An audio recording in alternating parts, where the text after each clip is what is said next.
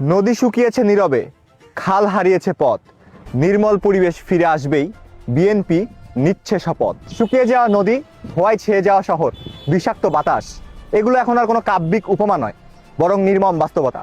আর এই বাস্তবতা বদলাতেই দরকার সঠিক পরিকল্পনা। বাংলাদেশ জাতীয়তাবাদী দল বিএনপি ঠিক সেই পরিকল্পনাই গ্রহণ করেছে।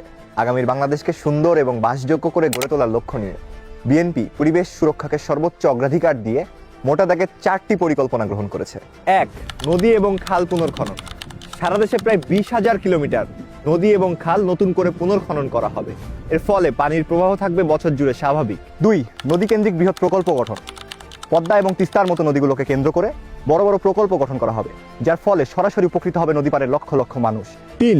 আগামী 5 বছরে 25 কোটি বৃক্ষরোপণের শুধু প্রতিশ্রুতি নয়, বাস্তবে প্রয়োগে সমস্ত পরিকল্পনা নিয়ে আপনাদের সামনে হাজির হয়েছে বাংলাদেশ জাতীয়তাবাদী দল বিএনপি।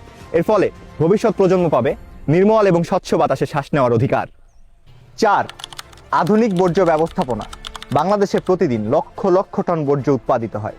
এই বর্জ্যগুলো আধুনিক পদ্ধতিতে রিসাইক্লিংয়ের মাধ্যমে জ্বালানি এবং জৈব সারে পরিণত করা হবে। সঠিক পরিকল্পনা, রাজনৈতিক সদিচ্ছা এবং জনগণের সম্মিলিত প্রচেষ্টাতেই আগামী প্রজন্মকে বিএনপি উপহার দিবে নিরাপদ, নির্মল এবং বাসযোগ্য বাংলাদেশ।